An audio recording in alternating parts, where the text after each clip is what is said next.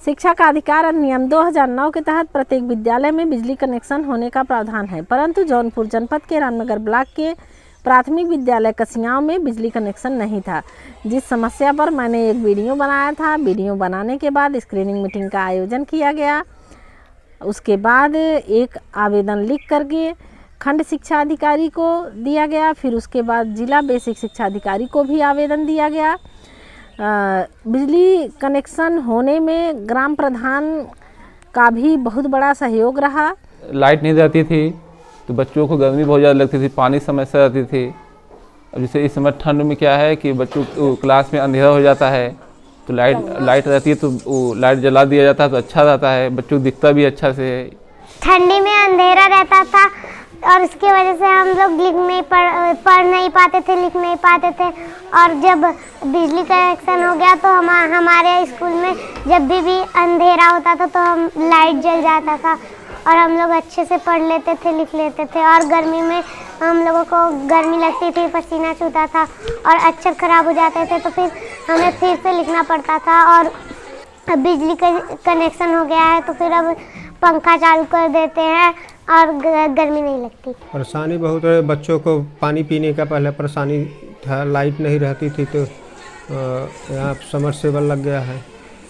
और दूसरी परेशानी कि वहाँ जब मौसम ख़राब हो जाता था तब अंधेरा हो जाता था, तब प्रकाश की दिक्कत थी, वो भी सही हो गया। गर्मी में पंखे की ज़रूरत थी तो पंखा लगा। हमारे विद्यालय में बिजली की समस्या थी और हम गर्मियों में हम लोगों पंखा नहीं चलता था। उस टाइम हम लोगों को गर्मी भी बहुत होती थी, पसीना भी चूता था, वो पूरे कॉपी पे गिर जाता था और अक्षर भी ख़राब हो जाते थे।